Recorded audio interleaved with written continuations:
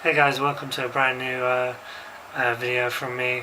This is going to be a kind of musings, ramblings, thoughts review on Moonrise Kingdom and Cosmopolis. But before that, just if you haven't already, check out my latest Q&A video and annotation. That's what that was about. Yeah, and ask me some questions. You know, feel free to do that. But yeah, let's get on to it. Moonrise Kingdom is Wes Anderson's new film, which is it's about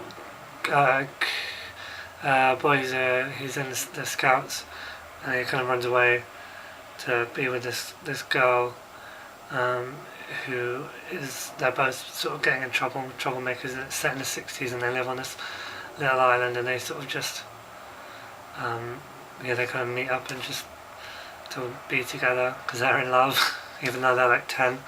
And yeah, I think it goes without saying that if you're not a fan of Wes Anderson films, this is not going to change your mind.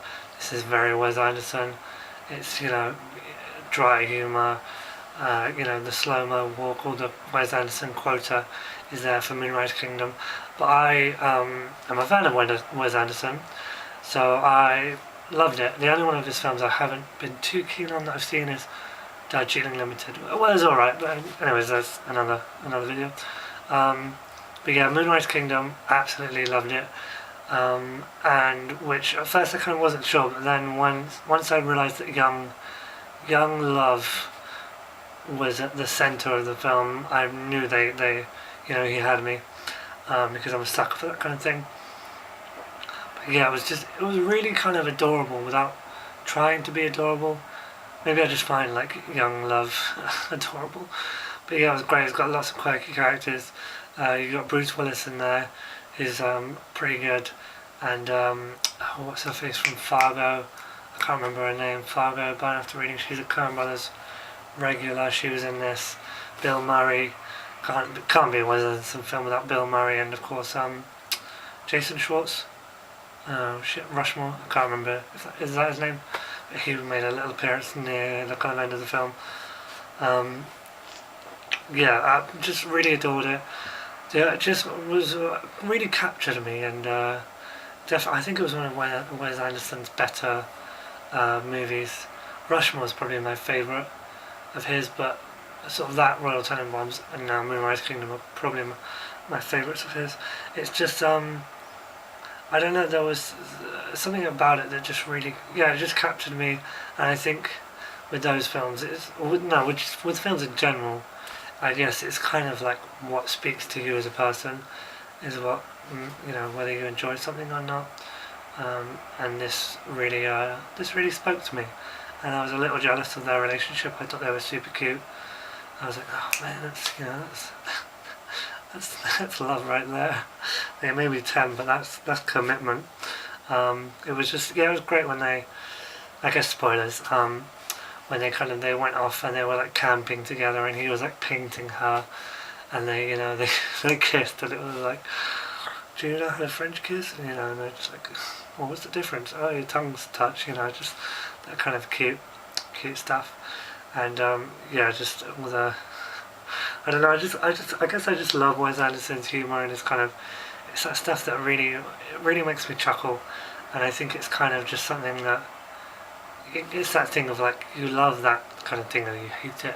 I think with there's the kind of people who are just like, oh, it's so annoying, but that kind of thing. But there's me. It's just like it's great.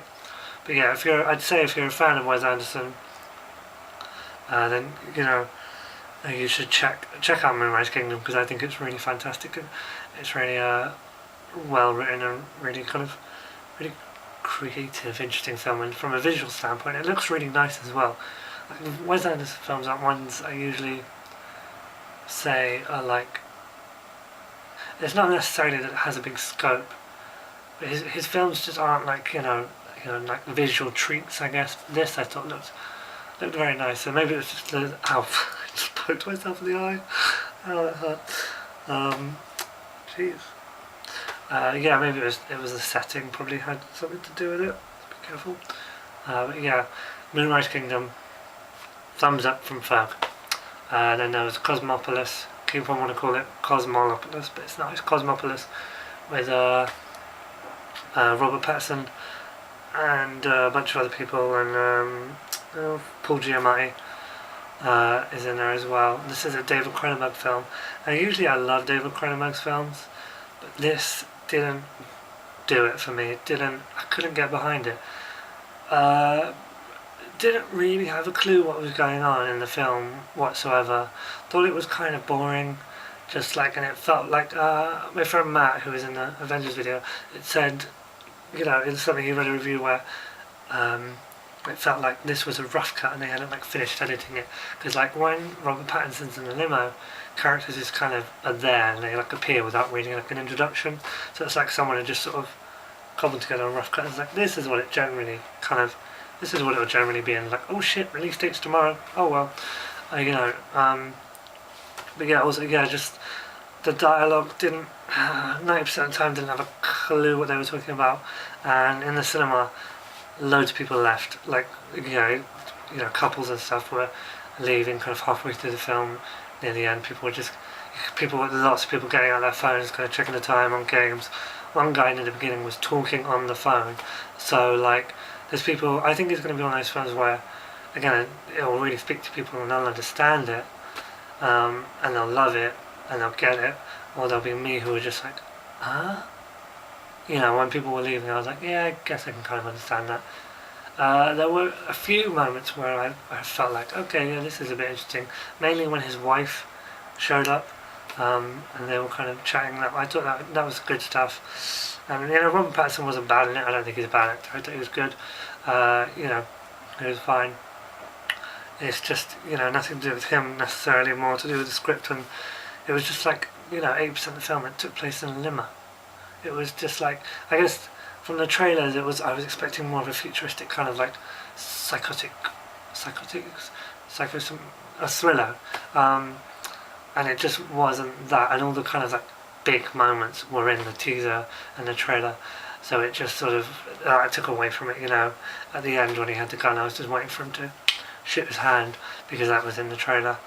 And yeah, that was just I just wanted more David Cronenberg in this, and I just wanted to understand what was going on in the film. So I don't recommend Cosmopolis. I think if I had paid a tenner to see that, I would have been very mad, but I didn't.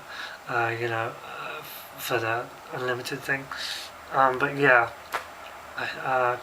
Moonrise Kingdom, yay. Cosmopolis, nay. So those are my two kind of reviews. Hope you enjoyed it. Hope it wasn't too ranty, and I will see you on the next one. Okay, subscribe, motherfuckers. Yeah, bitches. Subscribe, motherfuckers. Yeah, bitches.